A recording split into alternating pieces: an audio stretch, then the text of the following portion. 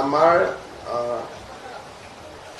দীঘিলী পুখুৰীৰ পৰা নুনমাটিলৈকে যিখন উৰণীয়া সেতু আমি নিৰ্মাণ কৰি আছো, আজি কেবিনেটে সেইখন মহাৰজা পৃথুৰ নামত অৰ্পণ কৰিবলৈ বা তেওঁৰ নামত নামাঙ্কন কৰিবলৈ আনুষ্ঠানিকভাৱে সিদ্ধান্ত গ্ৰহণ কৰে।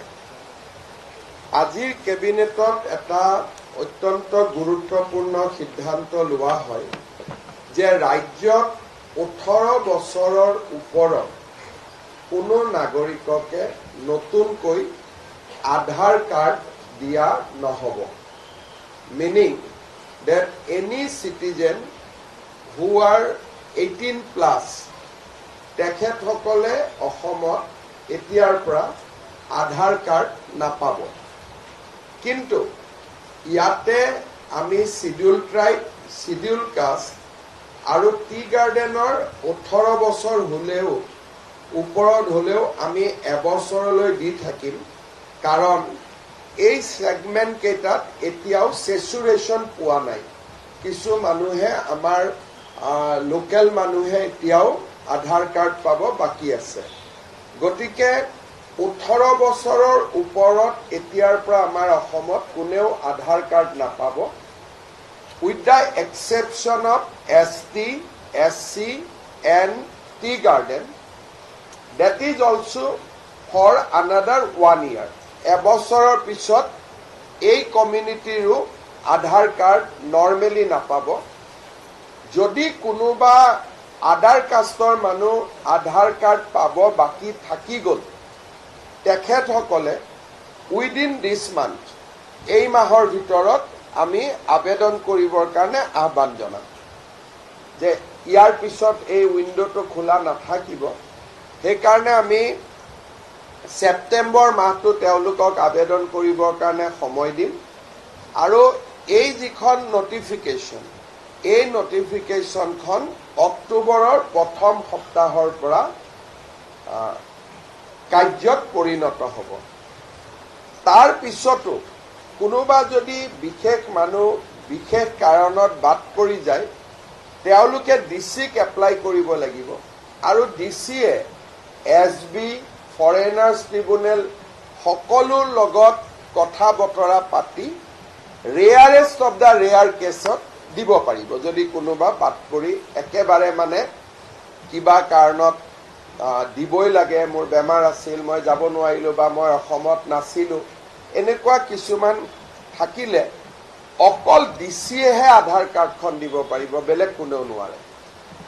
এই সিদ্ধান্তটো আমি এইকাৰণে লৈছোঁ যে যোৱা কিছুদিনত, বিশেষকৈ যোৱা এটা বছৰত আমি বাংলাদেশৰ পৰা অহা ইলিগেল বাংলাদেশীক আমি নিৰন্তৰ বৰ্ডাৰত ধৰি আছোঁ। যোৱা কালিও আমি 7জনক পুছবেক কৰিছোঁ, কিন্তু আমি নিশ্চিত নহয় যে আমি সকলোকে ধৰিব পাৰিছোঁ বুলি। গতিকে আমি এটা প্ৰটেকশ্যন ল'ব খুজিছোঁ যাতে কোনো মানুহে অসমৰ ভিতৰত সোমাই আধাৰ কাৰ্ডখন লৈ তেওঁলোকে ভাৰতীয় নাগৰিক হ'ব নোৱাৰে। সেই ৰাস্তাটো আমি সম্পূৰ্ণৰূপে বন্ধ কৰি দিব খুজিছোঁ। আকৌ এবাৰ মই ৰিপিট কৰিছোঁ, 18 বছৰৰ ওপৰত কোনো নাগৰিকে অসমত আধাৰ কাৰ্ড নাপাব। যিসকলে ইতিমধ্যে আধাৰ কাৰ্ড লোৱা নাই, ছেপ্টেম্বৰ মাহত তেওঁলোকে আবেদন কৰক। আমি এমাহৰ কাৰণে উইণ্ডো এটা খোলা ৰাখিম।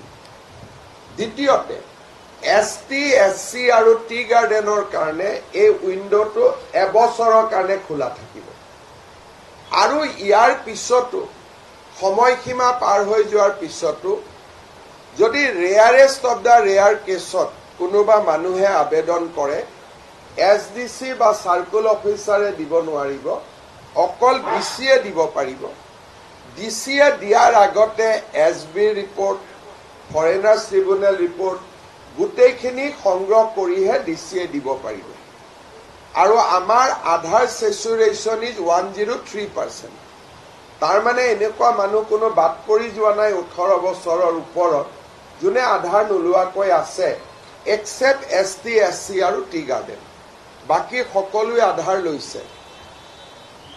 চতুৰ্থতে, যি ধৰণে আমি বাংলাদেশী নাগৰিকক আবদ্ধ কৰিছোঁ, 100% আমি যিহেতু কৰিব পাৰিছোঁ বুলি ভবা নাই, গতিকে এই ক্ষেত্ৰত যিকোনো মানুহে নাগৰিকত্ব যাতে আধাৰৰ জৰিয়তে ল'ব নোৱাৰে, this decision will act as a big deterrent. ইয়াৰ পিছত আজি আমাৰ কেবিনেটত ইণ্ডিয়ান ইনষ্টিটিউট অফ মেনেজমেণ্ট অসমক দিয়াৰ বাবে আমি প্ৰধানমন্ত্ৰী নৰেন্দ্ৰ মোদী ডাঙৰীয়াক ধন্যবাদ জনাই আমি আজি এটা প্ৰস্তাৱ গ্ৰহণ কৰিছোঁ। মই অকণমান আপোনালোকক এটা বেকগ্ৰাউণ্ড ক'ব খুজিছোঁ। যেতিয়া UPA গভৰ্ণমেণ্ট আছিলে, তেতিয়া উত্তৰ পূবক এখন IIM দিয়া হৈছিল আৰু উত্তৰ পূবক এখন এইমছ দিয়া হৈছিল। কিন্তু দুইটা অনুষ্ঠানে তেতিয়াৰ কংগ্ৰেছ চৰকাৰে শ্বিলঙত কৰিবৰ বাবে সিদ্ধান্ত লয়।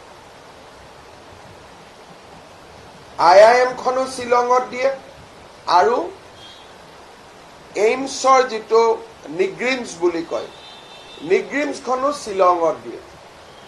আৰু অসমে তেতিয়া এখন বিচাৰিছিল যে দুখনৰ এখন অন্তত অসমক দিয়ক। তেতিয়া কেন্দ্ৰীয় চৰকাৰে, য'ত নেকি আমাৰ অসমতো কংগ্ৰেছ চৰকাৰ আছিলে, দিল্লীতো কংগ্ৰেছ চৰকাৰ আছিলে, তেওঁলোকে নিগ্ৰিমছখনো আনিব নোৱাৰিলে, IIMখনো আনিব নোৱাৰিলে। আৰু আমি কৈছিলোঁ যে আমাক দুইখন নালাগে, মেঘালয়ক এখন দিয়ক, আমাক এখন দিয়ক। কিন্তু আমি এখনো আনিব নোৱাৰিলোঁ, বা অতিৰিক্ত কৰি ঠিক আছে অসমকো দিয়ক, মেঘালয়কো দিয়ক, তেনেকেও আমি আনিব নোৱাৰিলোঁ। এটা অসমৰ মানুহৰ মাজত দুখ এটা থাকি গৈছিল। মোদী ডাঙৰীয়াই প্ৰথম 5 বছৰত আমাক এইমছখন দিলে, আমাৰ এটা যিটো নোপোৱাৰ বেদনা আছিল সেইটো নোহোৱা হ'ল। এইবাৰ আমাক IIMখন দিলে। তাৰমানে দুইটা যি অসমবাসীৰ ইমান দিনৰ এটা মনত দুখ আছিল, দুইটা তেখেতে আমাক এক প্ৰকাৰে আমাৰ যিটো দুখ, সেই দুখটোক তেওঁ নোহোৱা কৰিলে। এখন IIM দিছে, এইটো ডাঙৰ কথা নহয়। যি অসমে নিজক বঞ্চিত অনুভৱ কৰি আছিলে ইমান দিন, এইমছ আৰু IIMক লৈ, এই দুইখনে মোদী ডাঙৰীয়াই অনুমোদন কৰি অসমবাসীক কৃতজ্ঞ কৰিছে। আমি অসমবাসীৰ হৈ প্ৰধানমন্ত্ৰী ডাঙৰীয়াক ধন্যবাদ জ্ঞাপন কৰিছোঁ। আজিৰ কেবিনেটত উৰিয়াম ঘাটৰ এভিকশ্যন লৈ আলোচনা হয় আৰু কেবিনেটে বন বিভাগকো উৰিয়াম ঘাটৰ এভিকশ্যন ড্ৰাইভ অত্যন্ত সফলতাৰে কৰাৰ বাবে আমি বন বিভাগক ধন্যবাদ জনাইছোঁ কেবিনেটে, আৰু নাগালেণ্ড চৰকাৰে আগবঢ়োৱা সহযোগিতাৰ বাবে নাগালেণ্ড চৰকাৰকো আমি ধন্যবাদ জনাইছোঁ। ইয়াতে বৃক্ষৰোপণৰ যি এতিয়া আমি কাম কৰিম, মেচি প্লেণ্টেশ্যন হ'ব 12,000 বিঘা মাটিত, তাতো আমি নাগালেণ্ড চৰকাৰৰ সহযোগিতাৰে সৈতে আমি এই বৃক্ষৰোপণৰ কাম আমি সম্পূৰ্ণ কৰিম। 12,000 বিঘা মাটিত নতুনকৈ ফৰেষ্ট কাভাৰ গ্ৰ' কৰিব। সেইটো ইকলজিকেল দিশৰ পৰা ই এটা অত্যন্ত সন্তুষ্টিৰ বিষয়। আমি গোলাঘাট জিলা প্ৰশাসন, অসম চৰকাৰৰ বন বিভাগ আৰু নাগালেণ্ড চৰকাৰে আগবঢ়োৱা সহযোগিতাৰ বাবে আমি নাগালেণ্ড চৰকাৰক আজি আমি ধন্যবাদ জনাইছোঁ। ৰাজ্যত আজি আমি নতুনকৈ 3,14,773 গৰাকী হিতাধিকাৰীক প্ৰধানমন্ত্ৰীৰ আৱাস যোজনাৰ গৃহ প্ৰদান কৰিবলৈ আমি সিদ্ধান্ত গ্ৰহণ কৰিছোঁ। নতুনকৈ 3,14,773। বাকী আমাৰ টাটা নেলকো আৰু অসম চৰকাৰৰ সমগ্ৰ শিক্ষা অভিযানৰ লগত একেলগ লাগি আমি 10টা ফিউচাৰিষ্টিক ট্ৰেড ছেক্টৰৰ ওপৰত আমাৰ হাইস্কুলৰ ল'ৰাবিলাকক যাতে আমি স্কিলিং কৰিব পাৰোঁ, এই বিষয়ে আজি আমি এখন ডাঙৰ বুজাবুজিৰ চুক্তি আমি অনুমোদন কৰিছোঁ। শিক্ষামন্ত্ৰীয়ে এই বিষয়ে আপোনালোকক সুকীয়াকৈ এখন সাংবাদিক মেল পাতি আপোনালোকক তেওঁ অৱগত কৰিব, কাৰণ বিষয়টোৰ ওপৰত ইমানেই এটা গুৰুত্বপূৰ্ণ যে তেখেতে আপোনালোকক সাংবাদিক মেল পাতি নিশ্চয় ধুনীয়াকৈ এই বিষয়ে জনাব। আমাৰ ল'ৰা ছোৱালীক আমি ডিজিটেল ইকনমি, আৰ্টিফিচিয়েল ইণ্টেলিজেন্স গোটেই দিশত এই প্ৰকল্পটোৱে কাম কৰিব। টোটেল 600 ক্ৰ'ৰ্ছৰ প্ৰকল্প হ'ব। 75% টাটা নেলকোৱে দিব, 25% অসম চৰকাৰে আগবঢ়াব। ইয়াৰ ওপৰত তেখেতে আপোনালোকক সুকীয়াকৈ সম্বোধন কৰিব। আজি আমি কেবিনেট আমাৰ 2 বেলা হ'ব, পিছবেলাও এতিয়া আমি আৰু 3 ঘণ্টা বহিম, কিন্তু তাত কোনো সিদ্ধান্ত নহয়। তাত আমি আগন্তুক গৃহমন্ত্ৰী ডাঙৰীয়াৰ ভ্ৰমণ, প্ৰধানমন্ত্ৰী ডাঙৰীয়াৰ ভৱন, ভূপেন হাজৰিকা দেৱৰ জন্ম শতবাৰ্ষিকী, এইসমূহ অনুষ্ঠানৰ বিষয়ে আমি আলোচনা কৰিম। তাত কোনো সিদ্ধান্ত নহয়, বেচিকেলি ৰিভিউ হ'ব। আৰু সেইকাৰণে আমি ইয়াতে 6টা বজালৈকে থাকিম আৰু আপোনালোকে থকাৰ প্ৰয়োজন নহ'ব, কাৰণ তাতে কোনো সিদ্ধান্ত বা কেবিনেট নহয়, ফৰ্মেল কেবিনেট ইমানতে সামৰণি পৰিছে।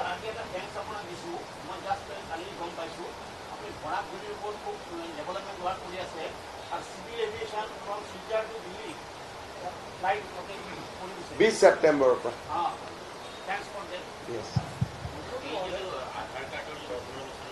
এই ফাণ্ডটো বন্ধ কৰিম।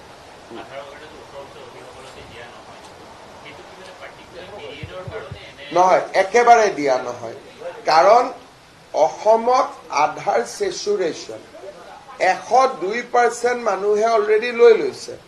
অসমৰ জনসংখ্যাতকৈ 2% বেছি মানুহে আধাৰ লৈছে। গতিকে এতিয়া আমি আধাৰ কাক দিব লাগিব? নতুনকৈ জন্ম হোৱা সন্তানক। আৰু মেট্ৰিক পৰীক্ষালৈকে আজি যদি মই জন্ম হৈছোঁ, মই হয়তো কিবা কাৰণত আজিয়ে লোৱা নাই, কালি লোৱা নাই, কিন্তু 18 বছৰলৈকেতো আধাৰখন নোলোৱাকৈ থকাৰ কোনো কথা হ'ব নোৱাৰে। গতিকে কোনোবা এডাল পপুলেশ্যনে যদি অসমত আধাৰ ল'ব যত্ন কৰে, তেওঁ স্পষ্টভাৱে নতুনকৈ অহা মানুহে হ'ব লাগিব। সেইকাৰণে আমি অসমত এণ্ট্ৰিটো আমি আধাৰ উই আৰ ৰেষ্ট্ৰিক্টিং। 18 বছৰৰ তলৰ সকলোৱে পাব, কাৰণ আজি মোৰ ঘৰত যদি বাচ্চা এটা জন্ম হয় তাকতো আধাৰ দিব লাগিব। আৰু rarest of the rare case, ধৰি ললো মোৰ 19 বছৰ হৈছে, মই IIT গুৱাহাটীৰ হোষ্টেলত পঢ়ো, মোৰ ঘৰ কৰ্ণাটকত, মই কৰ্ণাটকত আধাৰ ল'ব খোজা নাই, অসমত ল'ব খুজিছো, তেতিয়া অকল DCয়েহে দিব পাৰিব, অফিচে দিব নোৱাৰে, আধাৰ কেন্দ্ৰত দিব নোৱাৰে। DCয়ে কৰ্ণাটকত সুধিব যে এইজন বাসিন্দা হয় নে নহয়, গোটেই ইনকুৱাৰী কৰাৰ পিছত DCয়েহে দিব পাৰিব। ইৰেস্পেক্টিভ অফ ৰিলিজিয়ন, ইয়াত হিন্দু মুছলিম চবৰ কাৰণে, খালি ST SC আৰু টি গাৰ্ডেনত আধাৰ পেনেট্ৰেশ্যন ইজ 96%, তাৰমানে 4% মানুহে তাত আধাৰ ল'ব বাকী আছে। সেইকাৰণে ST SC এণ্ড টি গাৰ্ডেনৰ ক্ষেত্ৰত we are giving 1 year of exemption. আৰু ছেকেণ্ড, আমাৰো যদি কোনোবা মানুহে আধাৰ লোৱা নাই, তেওঁলোকৰ কাৰণেও আমি 1 মাহ সময় দিছোঁ যে এপ্লাই কৰি লওক।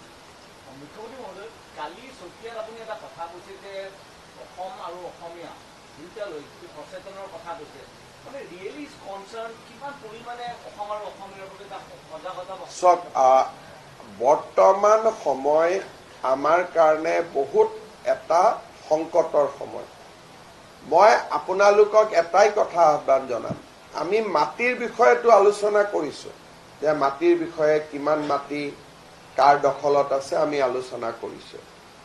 কেতিয়াবা আপোনালোকে এই বছৰ মেডিকেলৰ এডমিশ্যন লিষ্টখন চাব যে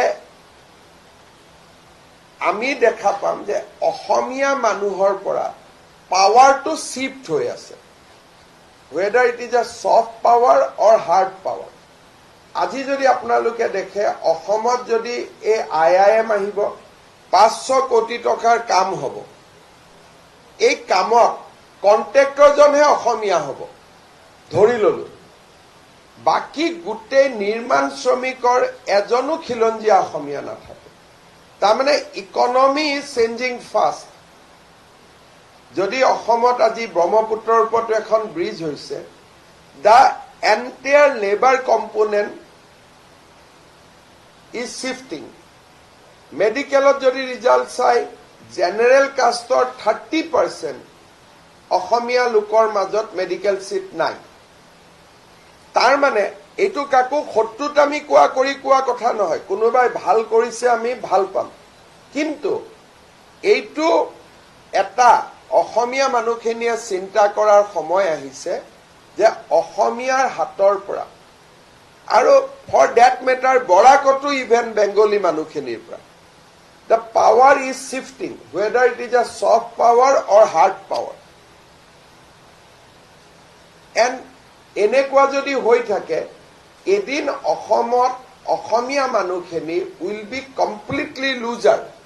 সেইকাৰণে মই কাকো কাজিয়া কৰিব কোৱা নাই, মই পঢ়িব কৈছো, মই শ্ৰমৰ প্ৰতি আগবাঢ়ি যাব কৈছো। কালি মই চতিয়াত ভাষণ দিওঁতে কাকো কাজিয়া কৰিব কোৱা নাই যে ধাক্কা মাৰক, মই কৈছো ভাল কৰি পঢ়ক, মানৱ সম্পদ এটা নিৰ্মাণ কৰক।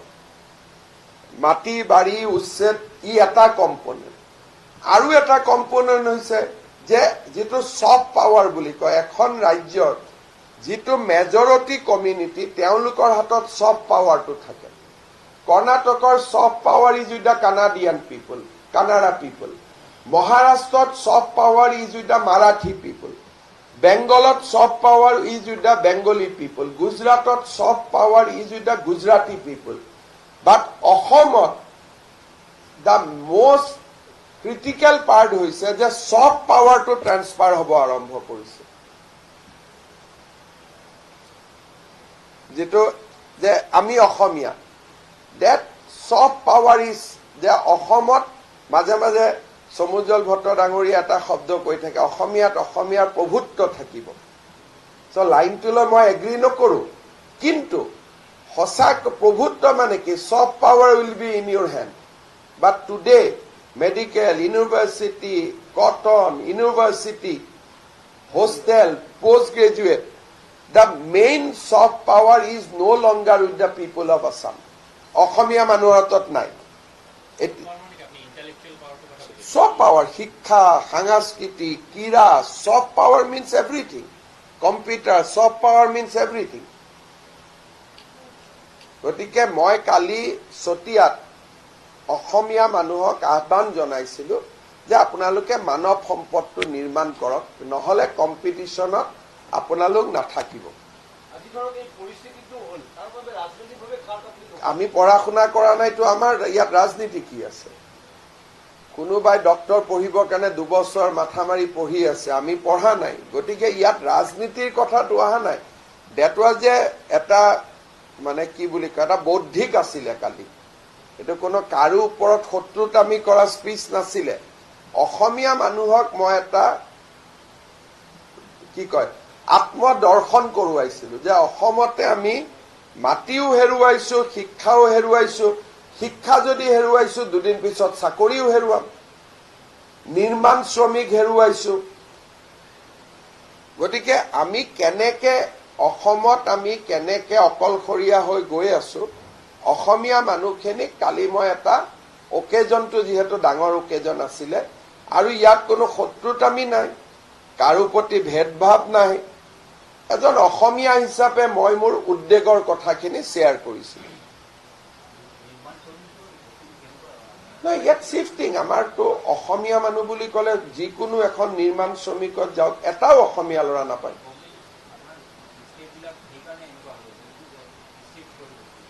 মোৰ একো ষ্টেপ নাই ইয়াত, মাত্ৰ মই কি কৰিব পাৰো? মই একো কৰিব নোৱাৰো, মই মাত্ৰ জনাব পাৰো। আপোনালোকে কথা যিখিনি ক'ব সাহস নকৰে, মই কথাখিনি ৰাখিছো, কিন্তু মইতো আৰু গৈ ফ্লাইঅভাৰত কাম নকৰো।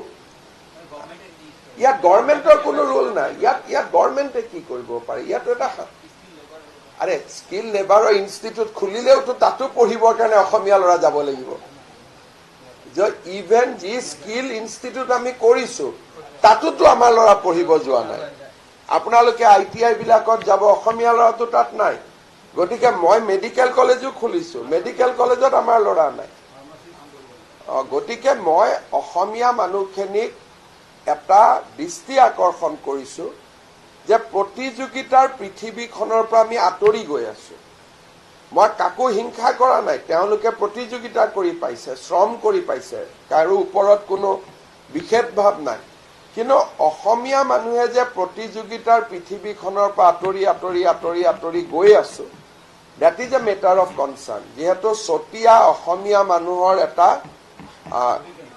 অভিকেন্দ্ৰ সেইকাৰণে তাত মই কথাখিনি উল্লেখ কৰিছো it was not about politics এইটো এটা চৰ্চা বৌদ্ধিক চৰ্চা এটা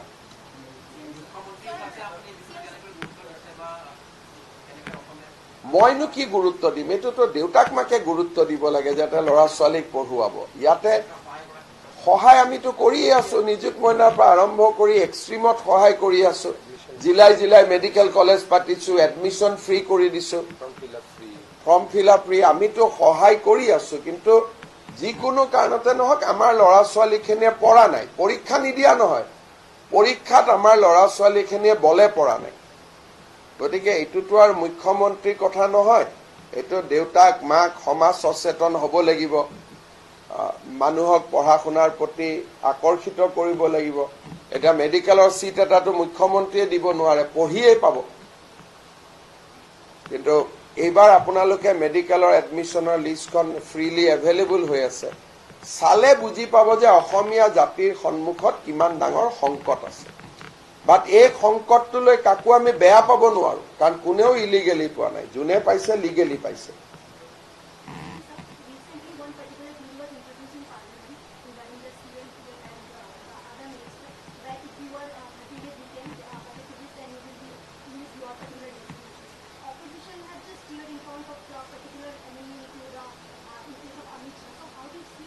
No, actually that law is very clear.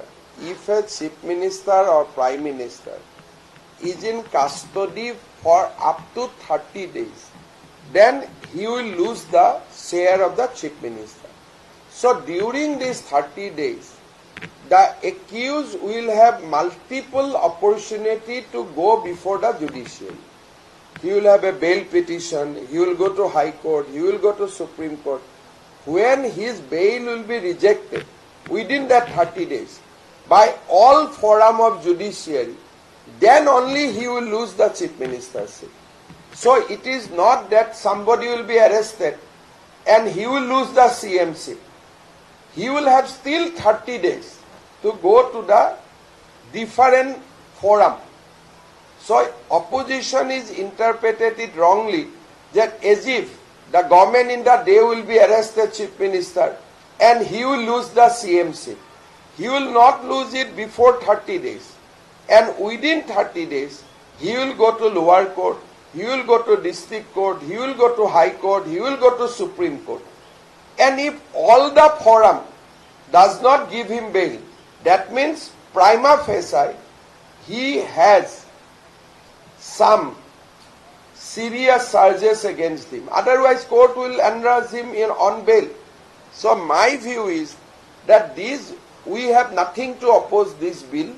This bill is only to restore confidence of people in our democracy, and opposition should reconsider its position. তেওঁ এজন নিৰপেক্ষ ব্যক্তি তেওঁৰ মনৰ ভাৱ তেওঁ পক্ষটো এইটো নিজে যি ভাবে মনত লিখিব পাৰে গতিকে তেওঁৰ সেইটো মনৰ ভাৱ হ'ব পাৰে তাততো আমি বেয়া পাবলগীয়া নাই খিনি তেওঁ ক'ব আপোনাৰ কথাখিনি তেওঁলোকে কাম কৰি আছে ৰিপৰ্ট দি দিব 4-5 দিন সময়ৰ ভিতৰত দি দিব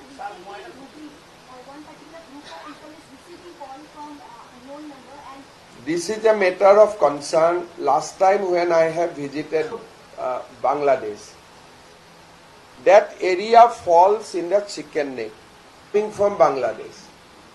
our chicken neck is very, very vulnerable because entire 22 kilometers trace, if you scrutinize that all the people settled there has come originally from Bangladesh, maybe prior to 1971, prior to 1951. Now these people has become Indian citizens. But now Bangladesh is trying in order to provoke chicken neck. So this will be a very serious security threat in days to come. Suppose I goes to where from I came from Bangladesh and Pakistan. So my present country. So I will remain a confused person. Where my government of Bangladesh, I should not say, that Bangladeshans near chicken neck, that look, do not be Indian, you are originally from Bangladesh, and act about in many articles, many intellectual has written about, the only difference is of a cut-off year. But loyalty will not determine according to the cut-off year. Suppose in 1970 I was in Bangladesh, I came to India, I become citizen of India. But my loyalty will be to Bangladesh because I spent my entire childhood there, and my loyalty will also be with India. Now, at the time of war, which way my loyalty will go? At the time of crisis, which way my loyalty will go? It will depend how their ideology will be shaped. Now a group of Bangladeshi organization become very active to shape the ideology of the people of original people of Bangladesh, presently Indian citizen, that look, that is your temporary nation. You be inclined towards us. So all these phone calls, wall writing, distribution of literature, and in some time even the arms training are part of this overall game plan. No, this is a common human philosophy.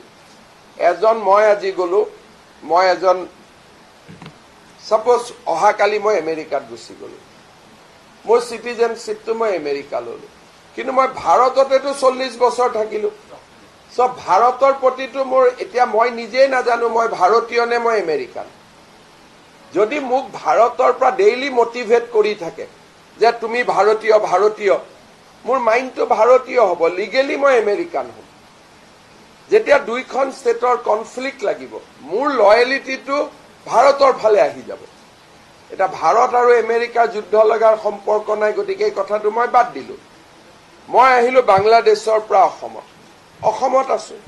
মোৰ দেউতা মা 14 গোষ্ঠী মোৰ বাংলাদেশত ঘৰ।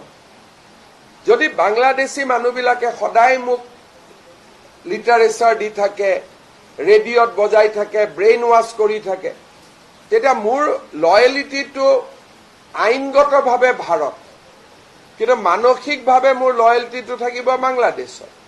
ভাৰত আৰু বাংলাদেশৰ কাজিয়া লাগিলে মই কোনফালে যাম সেইটো এটা সিদ্ধান্ত আজিয়ে ল'ব নোৱাৰি।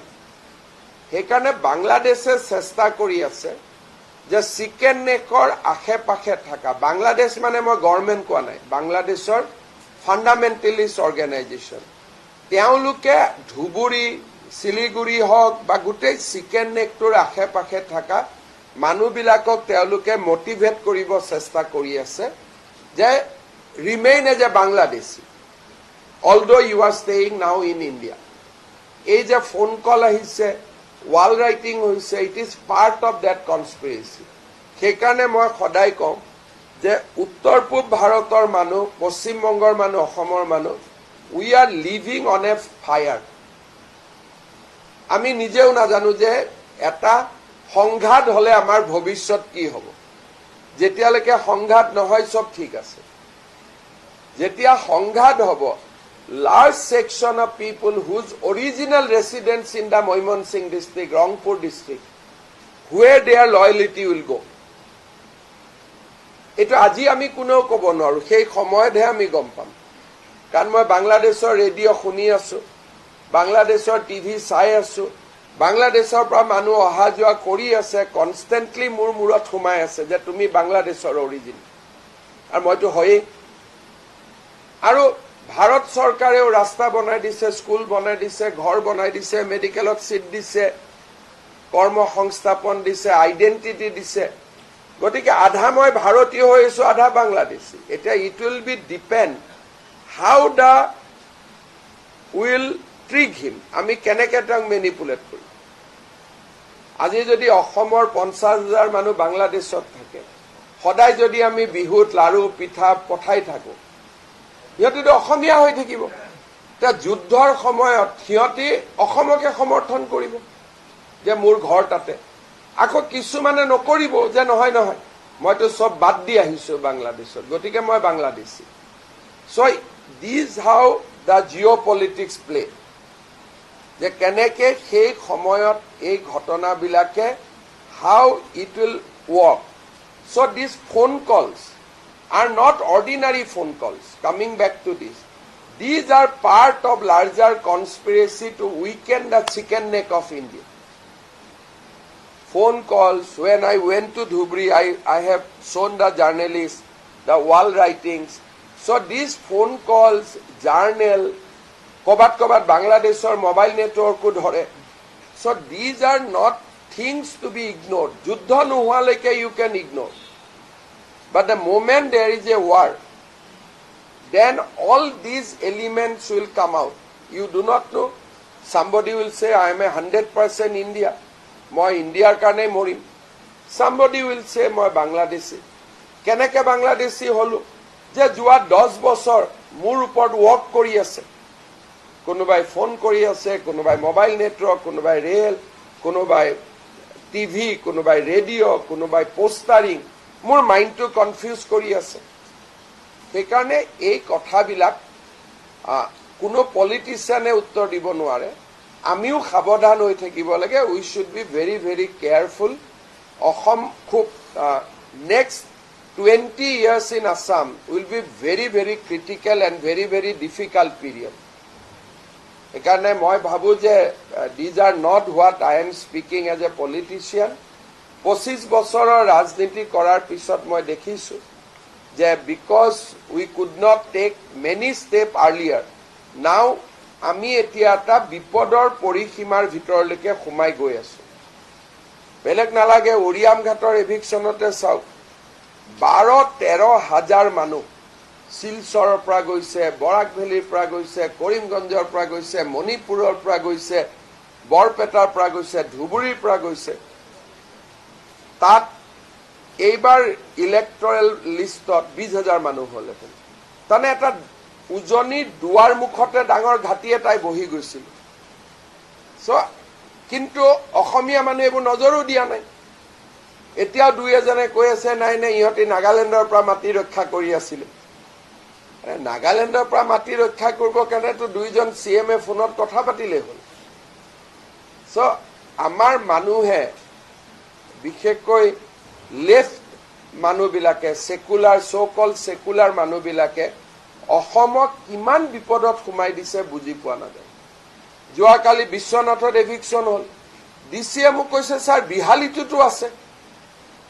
তাৰমানে নৰ্থ বেংকখন য'ত আমি সাধাৰণতে ভাবো যে নাই চব ঠিক, তো কালি মই চতিয়াত যাওঁতে তাতো DCয়ে কৈছে ছাৰ ইয়াতো বহুত মানুহ আছে। তাৰমানে একোটা জাগাত যেতিয়া বহি লয়, আৰম্ভ কৰ পৰা হ'ল তেজপুৰৰ কাষত, এইটো কি জেগা, 5 মাইলত তেওঁলোকে এটা কেন্দ্ৰ বনাই ললে। তাৰপিছত দে ষ্টাৰ্টেড স্প্ৰেডিং। চব প্ৰথমতে চেণ্টাৰ এটা বনাই লয়। উৰিয়াম ঘাটটো চেণ্টাৰ বনাই লৈছিলে, যেনেকে তেজপুৰত 5 মাইলটো চেণ্টাৰ বনাইছিলে। আৰু এবাৰ 5 মাইলত যোৱাৰ পিছত এতিয়া বিহালী মানুহখিনিক সুধিলে কয় আমি 5 মাইলৰ পৰা আহিছো, বিশ্বনাথৰ খিনিক কয় আমি 5 মাইলৰ পৰা আহিছো। উৰিয়াম ঘাটত ঘাটি কৰিলে, কৰি তেওঁলোক গ'ল গোলাঘাটলৈকে, যিটো আমি নেঘেৰী বিল ইজ গোলাঘাট কনষ্টিটুৱেঞ্চি। নেঘেৰী বিলৰ নেক্সট ডেষ্টিনেশ্যন হৈছে তিতাবৰ কনষ্টিটুৱেঞ্চি। এডাল লাইনতে আছে, আছাম নাগালেণ্ড বৰ্ডাৰ। তিতাবৰ পৰা নেক্সট ডেষ্টিনেশ্যন হ'ল সোণাৰী, সোণাৰীৰ নেক্সট ডেষ্টিনেশ্যন হ'ল নাহৰকটীয়া।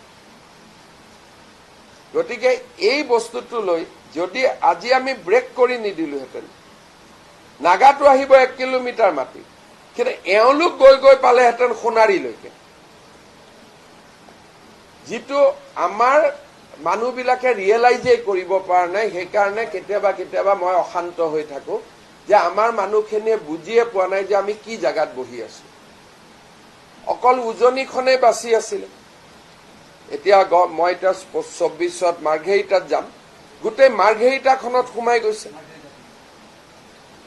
মই তাৰ কাৰণে 24ত মাৰ্ঘেৰিটাত প্ৰগ্ৰেম ৰাখিছো, আলোচনা কৰিম। কিন্তু কোনেওতো আগত এইবিলাক এটা কৰিলেও আমাৰ মানুহখিনিয়ে ই এনেকুৱা কৰিছে উল্টাহে কব খোজে। মানুহখিনিয়ে বুজিয়ে পোৱা নাই যে আমি ক'ত আছো। মেডিকেল গ'ল, নিৰ্মাণ গ'ল, খেতি গ'ল, উবেৰ গ'ল, মাটি গ'ল। এতিয়া কি ওলাইছে, ওলা উবেৰতকৈ ডাঙৰ প্ৰাইভেট কোম্পানী আনিব। পৃথিৱীত এনেকুৱা প্ৰাইভেট কোম্পানী আছে নেকি? এতিয়া কংগ্ৰেছে কি কৰিছে, প্ৰথম মোক ভয় খুৱালে যে আন্দোলন হ'ব। মই বোলো আন্দোলন হ'ব যদি হ'ব, একো ভয় নাই,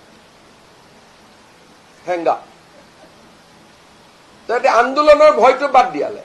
এতিয়া নতুনকৈ কি আৰম্ভ কৰিলে, নহয় নহয় নহয়, হিমন্ত বিশ্ব শৰ্মাই বেলেগ প্ৰাইভেট কোম্পানী। এবাৰ ওলা উবেৰতকৈ আৰু প্ৰাইভেট কোম্পানী আছে নেকি এই পৃথিৱীত? ওলা উবেৰতকৈ ইণ্টাৰনেশ্যনেল মানে কোনোবা আছে নেকি? তাৰপিছত মাটি খেদিলে কয় আদানী আম্বানী। মানে কবাত নহয় কবাত আদানী আম্বানী আহিলেতো ময়ে চবচে ভাল পাওঁ। মইতো গৈ লগ কৰি থাকো, আহক আহক বুলি, নাহে বুলিহে। কিন্তু কথাটো হ'ল যে উৰিয়াম ঘাটত আদানী আম্বানী আহিব নেকি? তাৰমানে অসমীয়া মানুহখিনিয়ে নিজেই বুজি পোৱা নাই এই ক্লাছটোৱে। যোৱা কেইদিনমানত ৰিপুণ বৰাই ডেইলি ইলেকশ্যন কমিশ্যনক ফোন কৰে যে SIR কেতিয়া হ'ব, এই মানুহবিলাকৰ নাম কাটা যাব নেকি? আৰে বাবা, অসমীয়া হিচাপে চিন্তা কৰচোন। ডেইলি ইলেকশ্যন কমিশ্যনে SIR দিয়াই নাই, মানুহজনৰ গাত কি ভূত লম্বিছে, সদায় খালি এইটোকে সুধি থাকে। কালি উৰিয়াম ঘাটৰ পৰা মানুহে কি পিটিশ্যন কৰিছে যে আমাক যদিও এভিকশ্যন কৰিলে ভোটটো কিন্তু আমাক উৰিয়াম ঘাটতে দিব, অনুমতি দিব লাগে। যদিও মই এতিয়া ধিঙত থাকো, তেওঁলোকে কালি মই গম পাওঁ ইমান এখন ভয়াৱহ এপ্লিকেশ্যন দিছে যে এতিয়া মই ধিঙলৈকে আহিলো, মই মৰিগাঁৱলৈকে আহিলো, কিন্তু মোৰ ভোটৰ চেণ্টাৰটো উৰিয়াম ঘাটত থাকিব লাগে। উৰিয়াম ঘাটৰ এভিক্টেড মানুহখিনিয়ে দিছে ইলেকশ্যন কমিশ্যনত। ইণ্টেনশ্যনটো আপাৰ আছাম, যে গোটেই ইণ্টেনশ্যনটো হ'ল যে আপাৰ আছামত ইনফ্লিক্ট কৰিব লাগে, সমষ্টিটো বঢ়াই বঢ়াই যাব লাগে। তেওঁলোকৰ কথা এইটোৱে। আৰু এই গেম প্লেন বিলাক কোনেও আগত কব সাহস নকৰিছিল, কৰিলেতো আমি বহুত বচাই ল'ব পাৰিলোহেঁতেন। কেনেকুৱা চিঠি লিখিছে যে ভোটটো হ'ব মোৰ উৰিয়াম ঘাটত, থাকিম মই ধিঙত। নহয়, ডিলিমিটেশ্যনে কি কৰিব পাৰে? ডিলিমিটেশ্যনেতো জিঅ'গ্ৰাফি আৰু পপুলেশ্যনটো চেঞ্জ কৰিব নোৱাৰে। উৰিয়াম ঘাটত তেওঁলোকে আৰম্ভ কৰিছিল 1200 ভোটেদি। এইবাৰ উৰিয়াম ঘাটত তেওঁলোকৰ ভোট হলহেঁতেন 16,000। বিহালীত যেতিয়া পল্লৱ লোচন দাস MLA আছিলে, মই নিজে বিহালীত পল্লৱ লোচন দাসৰ কাৰণে কেম্পেইনত গৈছিলো, তেতিয়া 1200 আছিলে। এইবাৰ যেতিয়া কেম্পেইন কৰিব যাওঁ দে আৰ 16,000, নহয় জানো? পিছে 12,000। এটা বিহালী মানে অসমীয়া বুজে, গোৰ্খা বুজে, এটা টিপিকেল হিন্দু কনষ্টিটুৱেঞ্চি। বিশ্বনাথ গ'ল, বিহালীৰ পৰা গহপুৰত আৰম্ভ কৰিলে, নাৰায়ণপুৰ, আৰু দুইফালৰ পৰা আহিব, তেজপুৰৰ 5 মাইলৰ পৰা আহিব, ইফালে নাওবৈচাৰ পৰা আহিব, দুইফালৰ পৰা। তেওঁলোকে এক জেগাত ছেটেলাইট ঘাটি এটা পাতি লয়, তাৰ পৰা আৰম্ভ কৰে। চ' উৰিয়াম ঘাট ৱাজ এ ছেটেলাইট ঘাটি। ঠিক নহলে ভাই মই য'ত আছো তাতে ভোট দিম। আজি যদি মই কিবা কাৰণত বিহাৰৰ পৰা অসমত আহো, মই লিখিম নেকি যে মই অসমলৈকে আহিলো কিন্তু মোৰ ভোটটো বিহাৰত থাকিব লাগে? তেওঁলোকে লিখিব লাগিছিল যে আমি উৰিয়াম ঘাটৰ পৰা মৰিগাঁও আহিলো, মৰিগাঁৱত যেন আমাৰ ভোটৰ লিষ্টত নামটো সোমায়। চিঠিখন কি লিখিব লাগিছিল যে মোৰ নামটো যাতে ভোটাৰ তালিকাৰ পৰা নাকাটে, মই য'ত আছো বৰ্তমান তাতে মোক ভোট দিয়ক।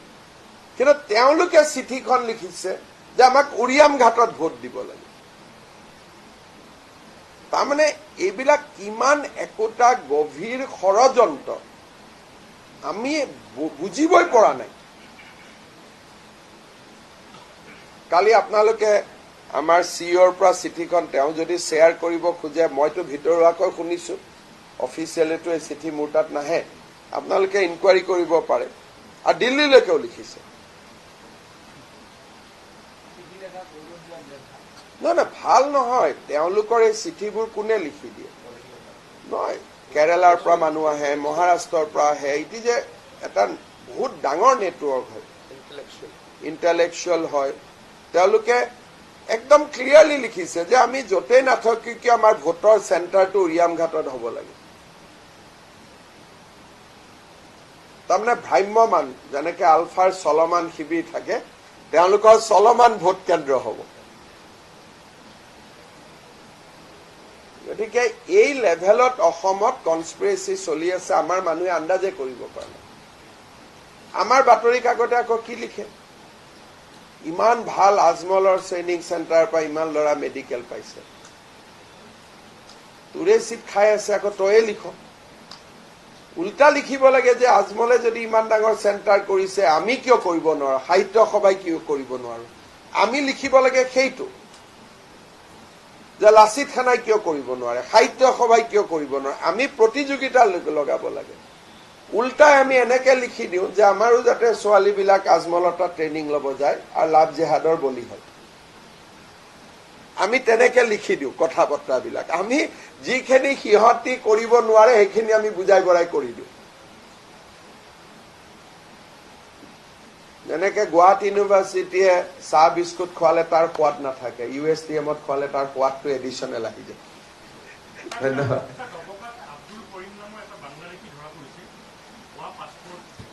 কৰি ল'ব পুলিচে। আৰু এটা বিষয় আছে, যোৱা কিছুদিন ধৰি প্ৰায় 1.5 মাহ ধৰি শ্ৰীৰামপুৰ গেটত যিবোৰ ট্ৰাক স্ক্ৰেপ লৈ যায়, তাত পুলিচে কিছু ৰখাই আছে জগতৰ নামত। যদি আপোনাৰ স্কেনাৰ ওলাইছে 35,000কে পাৰ গাড়ী বিচাৰে। প্ৰথম কথা, মইতো নাভাবো যে কোনোবাই টকা বিচাৰিছে, কাৰণ অসমত এতিয়া পুলিচে এইবিলাক কৰিব সাহস নাই। কিন্তু কেতিয়াবা জেনুইন কথাত ধৰিলেও, কাৰণ স্ক্ৰেপ ক'ৰ পৰা যাব, চুৰিয়ে হ'ব। অসমৰ পৰা স্ক্ৰেপ কেনেকে যাব? আজি অসমত আমাৰ প্ৰায় 12টা TMT ফেক্টৰী আছে। তেওঁলোকে স্ক্ৰেপ কিনে, তাৰ পিছতো যদি তেওঁলোককো বিক্ৰী নকৰি ট্ৰাকেদি ওলাই যায়, তাৰমানে তাততো ঘটনা থাকিব। আৰু বহুত চুৰি কেছ ৰেজিষ্টাৰ হৈ আছে। পুলিচে যেতিয়া ইনকুৱাৰী কৰে তেতিয়া টকা লোৱা বুলি এই কথাটো উলিয়াই দিয়ে আৰু পুলিচৰ হাত ভৰি ভাঙি দিয়ে। সেইকাৰণে মই ভাবো টকা ল'বতো সাহস কাৰো নাই। কিন্তু যদি স্ক্ৰেপৰ গাড়ী অসমৰ পৰা ওলাই গৈছে, ডেফিনেটলি ধৰিব লাগে, ইনকুৱাৰী হ'ব লাগে যে স্ক্ৰেপ ক'ৰ পৰা ওলালে। মই স্কেনাৰ লৈ পুলিচে কেনেকে বিচাৰিব পাৰে? বেলেগ গ্ৰুপটোতো সেই সীমান্তটো আপোনালোকে জানেই, তাত বহুত ধৰণৰ মানুহ আছে। আৰু যদি এনেকুৱা পাক্কা ইনফৰমেশ্যন আছে মই এতিয়া স্পীক কৰি দিম।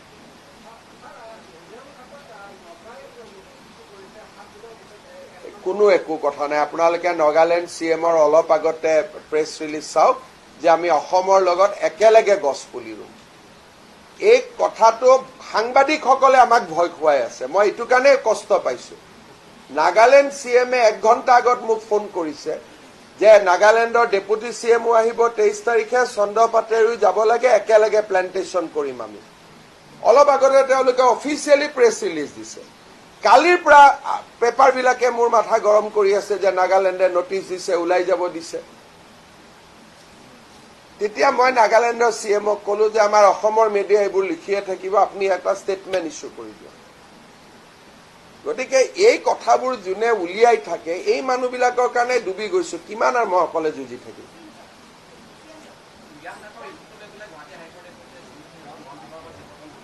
এইটোতো একশ্যন ল'বই লাগিব এইবিলাক গোটেই আমাৰ সন্মানীয় গড় নিধনকাৰী দিনতে গোটেইবিলাক সোমাইছিলেগৈ গতিকে গৈ গৈ ইনকুৱাৰীটো কেতিয়াবা তেওঁৰ ডিঙিটো গৈ পৰিবগৈ